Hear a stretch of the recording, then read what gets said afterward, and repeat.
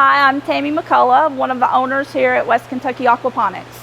When people come to visit or tour, or even when we're just talking about aquaponics or what we do in general, people always want to know, how in the world did you get started in this? And it's kind of a unique story, I guess. My husband and I, before we married, when we were dating, we always talked about how we wanted to own our own business, and we threw out different ideas. I didn't ever really want to be a farmer, but here we are. So one night he took out a binder where he had taken an aquaponics master class, and so just very quickly thumbing through that binder, I could tell that it was all natural and sustainable, and people want to know where their food comes from. So I was like, oh my goodness, this is what we're doing. So my dad had retired a couple of times, so I thought he might want to stay busy. So we asked him if he would like to go in on the greenhouse with us. So he did, and then my son Tyler, who is our greenhouse operations manager, he had just graduated from St. Catherine College and was living back home, and I always tell this on him, he always told me he'd be a stay-at-home son. Sure enough, he came and stayed at home, but we asked him if he wanted to be a part of the business. He was like, oh my goodness, yes, I wanted to do something in agriculture, but St. Catherine's didn't offer it. But anyway, so we all took the master class together as a family to make sure this is what we wanted to do. And obviously we decided to move forward with it. And we started construction in 2018, and we sold our first produce in 2019. Now, I told this story on Tyler, but it wasn't all exactly bad. So while he was trying to decide what he wanted to do, he was working as a plumber. So with that background and experience, we put this entire greenhouse system, or the aquaponics system, together ourselves. Now, yeah, we did not do the greenhouse structure itself, but we did put all of the beds. Everything came on 2 semi-load trucks, and we literally put it all together. So we get our fish from a place in New Mexico called Americulture, and we get their fingerlings. We get about 250 at a time. They're about 1 gram in weight. And so we put them in the nursery area so we can keep a better track on them. They are so tiny that they can just squeeze through anywhere. So we have these stand guards on the tanks. Now, the ones that don't have a cover over them, they don't have any fish right now. The other ones, they will jump out, so we keep a cover over them. And then we feed them until, or keep growing them out until they're about 3 months old, about 45 grams in weight. And then we will transfer them to the main commercial system, and where they'll grow out another 3 to 5 months. We use Nile tilapia, and with aquaponics you can use any type of fish. You can use catfish, but the reason people choose the tilapia is because they are the hardiest, withstanding temperature swings, and they grow out the quickest. They grow out to harvest size in about 6 months. They're about 1.5 pounds to 2 pounds. So that's why we just stayed with the tilapia. Seeding area, and everything starts from seed. We don't bring any plants in from the outside. We typically get germination within 24 to 48 hours, and we use these 10-20 trays that you can see here. The media that we use to grow in, this is called horticube. And it's just a little almost sponge-like cube that we just put the seed in, and then the plant will grow, and that cube stays with the plant until we harvest it. And this tray has 276 holes for plants. And as you can see, we let them grow about 10, 15 days. They'll start getting bigger like this and start intertwining with each other. So we'll take these trays over to our work area and break those cubes apart, and then we put them in these trays to grow. And this is called NFT, nutrient film technique. So if you can tell, this whole table is on a slant, and the water from the main system comes in the front here through the plumbing, and then the roots grow out the bottom of those cubes that we plant in, and then that water will hit those roots and then go into the plumbing in the back and then return to the main system, so we're not losing any water. We'll let these plants grow here about another 15 days, and then when they start getting too large for this space, then we'll move them over to the deep water rafts. And again, we'll take the trays out, take them over to our work area, get some clean styrofoam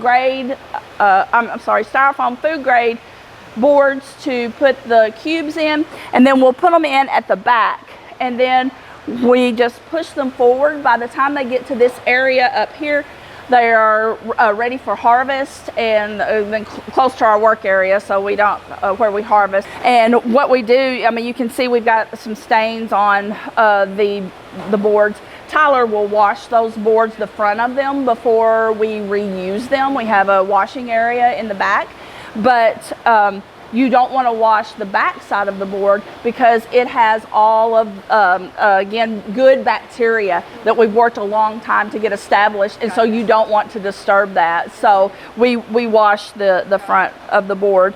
And you don't ever want to do a thorough cleaning. I'm actually kind of a neat freak, and you don't want to come in and just completely clean everything, because that takes away all of the bacteria and organisms that you worked hard for your system, and it does affect the nitrate. Okay. If you were to come in and clean it all out. Gotcha. But from seed to harvest, it's about 40 days. Oh, wow.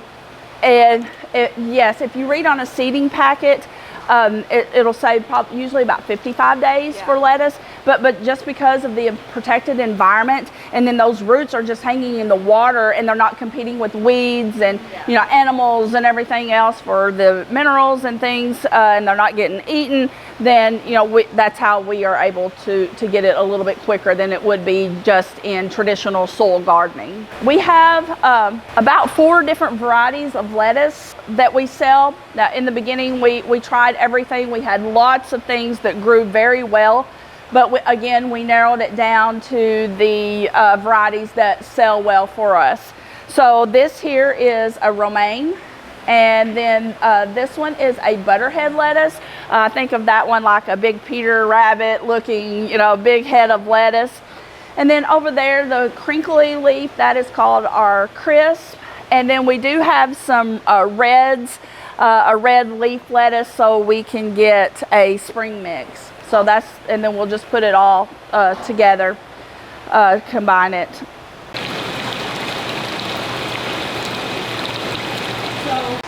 So when we first get the fish, they're so small, they grow so quickly that you have to do a feed calculation about every few weeks to make sure that you're feeding them the right amount, because you don't want to overfeed and you don't want to underfeed. So when we first got our fish in the tank, we're all excited, and my mom used to have aquariums when I was growing up. So we would walk by, we'd see them swimming around the top, and you're like, oh, well, they're hungry, give them a little more. Oh, well, they must still be hungry, so we give them a little more. We had fish starting to die. You'd asked about a fish incident. It wasn't really an incident, it was caused by us, because we were overfeeding. What was happening is the fish were eating the food off the top. They weren't cleaning it off the bottom.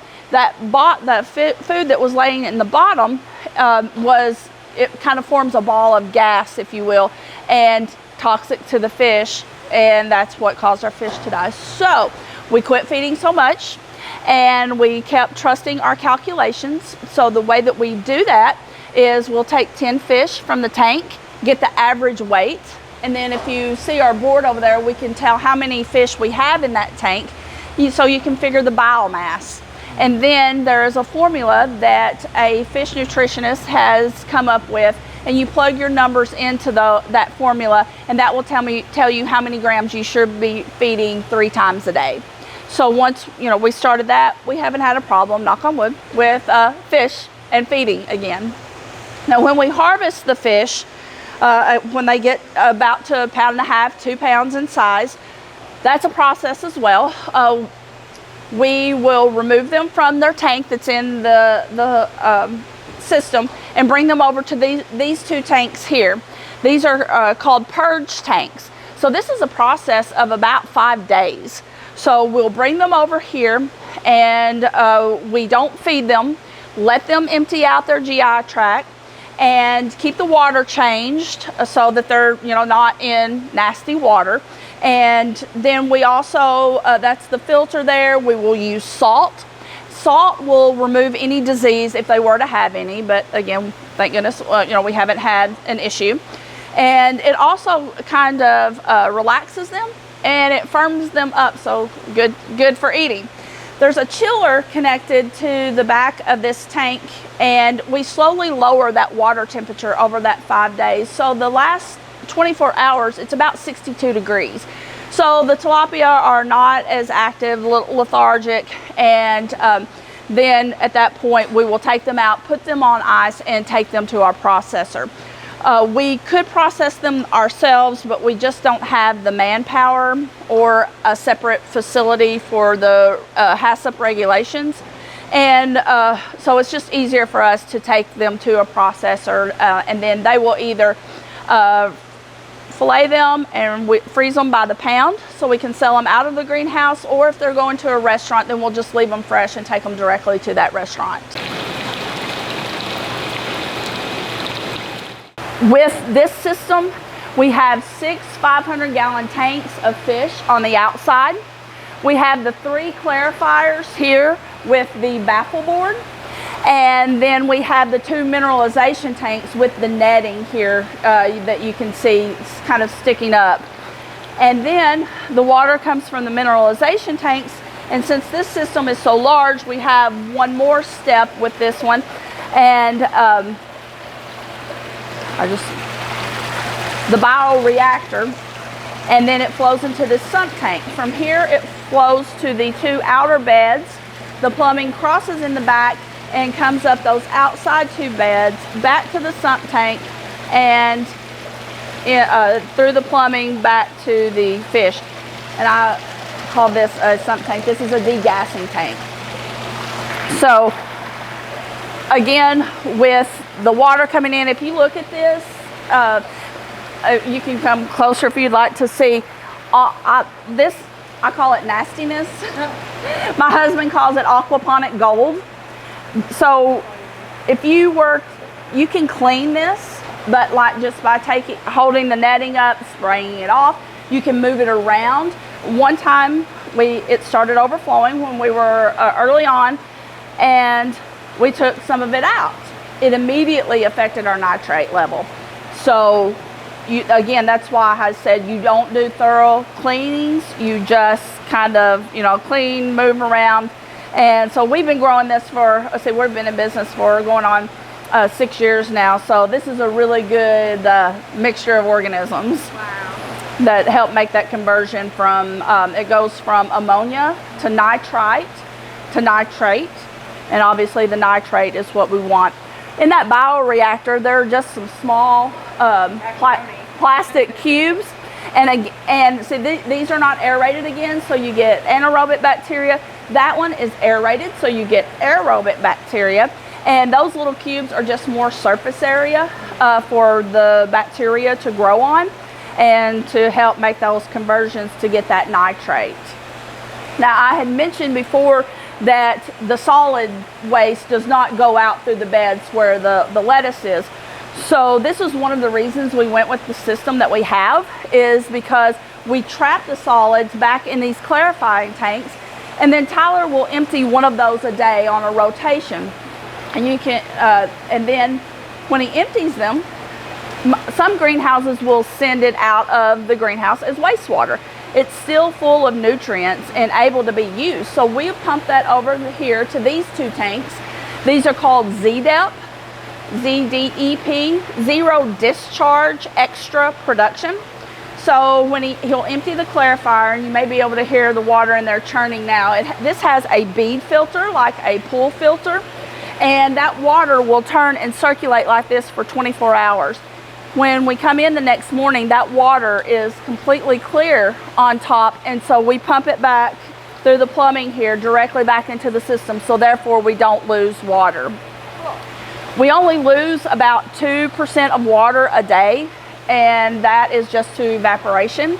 A lot of people will come in and comment, you know, how much water we have, and we must have a high water bill. Well, we actually don't, because we don't use that much water. We recycle it, and compared to traditional agriculture, you know, growing in the field, you can grow in a quarter of an acre in aquaponics what it takes an entire acre for the traditional field farming. And it's just, again, because of the spacing and, you know, the way that we're growing things. How fast you can cycle it through. Exactly, exactly. So then after we move this water back to the main system, there's still a little bit residual left here in the bottom of the tank. So this is our extra production I referred to. We have plumbing that goes down and sends that water to those 2 sump tanks that are in the ground. And then this is like a flood and drain system. We have the plumbing coming in, we have it set on timers, and it will flood the bed, and then it will drain back into those 2 sump tanks. We do keep those aerated so they don't become stagnant. And then the media that we use for these beds, it is called Hydroton, and it's just compressed clay pebbles. And so I mentioned we don't have any dirt. This is not dirt in here, and you may think, you know, it may be fish waste or something. It actually doesn't smell at all. If you smell of this, it does not have an odor to it at all. But this is what we need for things to grow. Like we have some kale down there. We grew tomatoes when we first started, and the plants that need structure to hold the plant up and its root system. So that's what we use these beds for.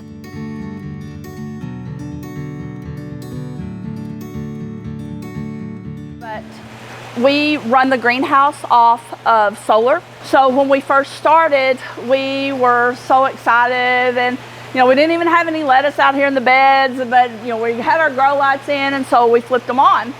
I had no idea what a demand meter was. We had always intended to use solar, but before we got our solar panels, and then we started getting bills. We had 3 meters because we knew, again, that we wanted to get solar, and you'd have to divide up the load between meters.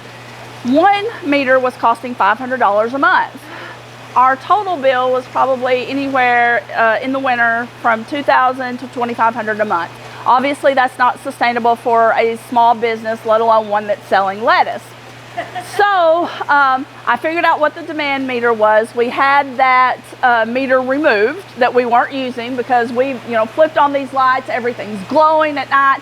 People are driving through the circle. They probably thought aliens had landed. You know, what are they doing back there? So we stopped that, and I applied for a REAP grant through the USDA, and we were lucky enough to be awarded that grant. And we had our solar panels installed, and our electric bill is now around $200 a month.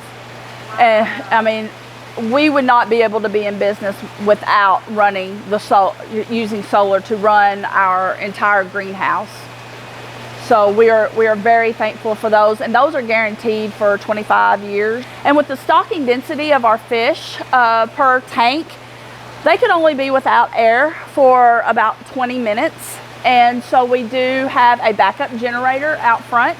And by the time we got all of this installed, and you know, we had spent so much money, and I was just like, oh my goodness, do we need a backup generator? Yes, you do. It hadn't been installed probably a week, maybe 2, and we had a power outage for 90 minutes. There was no storms, there was nothing. We still don't know why it was out, but that saved our fish, because if your fish start dying, it ruins your entire system. I'm Tyler. I am the greenhouse operation manager here at West KY Aquaponics. A little bit. So in the summertime, we'll lose more water due to evaporation, and I'll replace that water with our municipal water, and our municipal water is actually really good, North Marshall water. So that can cause the pH to rise a little bit. You want to find that happy medium between 6.8 and 7.2. That's ideal for the crops and for the fish. The fish like it a little bit higher, the lettuce likes it a little bit lower, but that's what's ideal. You can see the plants in the front, so the pH got really high when we lost water and when I put new water back in, and it caused them to yellow a little bit. But now you can see all the younger plants, they're nice and green. I guess the summer a little bit will cause the pH to rise, the heat, because we're replacing all of that water. Question about just your weather station. Does Yep. that control like the shade cloth and the lights and side vents, or do you do any of that manually? Or I use some of it manually, but that weather vane up front, it communicates with that aspirator. And it will all meet back at the Wadsworth. It is a computer system, and it will say, hey, this is going on outside. That aspirator will tell the computer what's going on in here, and based on the perimeters that are set, the sides will open, the roof vents will open, things like that. It can do a lot more things than what I have it programmed for. like the shade cloth, is that Yeah, connected to the it is, and I forgot what you measured the sun, and I've got a little reader, but it will measure all that and open or shut the shade cloth. So, I understand you all have sodium lights, right? So I guess you get a fair amount of heat from that in the winter? We do, and that's one reason why we chose the halogen halide lights, is because it does give off more heat. And the plants like it a little bit cooler, the fish like it a little bit warmer, so you try to keep it around 68, 72 degrees is ideal. Yeah. Do you ever amend your pH? Like when you have evaporation losses, do you add a little bit of acid? I used to, but the problem that I haven't ever had a problem besides this last time when we lost like half of our system water, of it becoming too high. When it gets too low, I found a way to raise it without having to use potassium hydroxide or calcium hydroxide as a base. And all I do is just add water because it kind of dilutes it. So you learned all of this just on the job? Yeah, I made a lot of mistakes. Yeah. And Well, people incredibly impressive. people come to us now and have all the questions, and we do a lot of consults and everything, and I tell everybody, I can tell you what not to do. Yeah. So we have a software it's an app that I use on my phone. It's called Aquaponic AI, and I plug in, it's like a checklist too, but I plug in all of the numbers from pH and nitrite, nitrate, and ammonia, and it moves it to the computer system, and on the computer it can tell you exactly what minerals you're getting based off your water quality, and all these graphs and all that stuff, so it's pretty neat. Very helpful. Yeah. So you have sensors installed somewhere in your... Yeah, there's a sensor there. We've got water flow sensors, air sensors. I forgot to talk about the sensophone. We have it's called a sensophone, and if one of those sensors were to go off, or if the power were to go off, it will call us by phone and let us know what's going on. And what I always tell people is, if you look at your fish and your fish are doing what they're supposed to do, if they're swimming and eating, and you look at your plants and they're nice and green and making good heads, then your system is in pretty good shape. You can make it as complicated as you want to.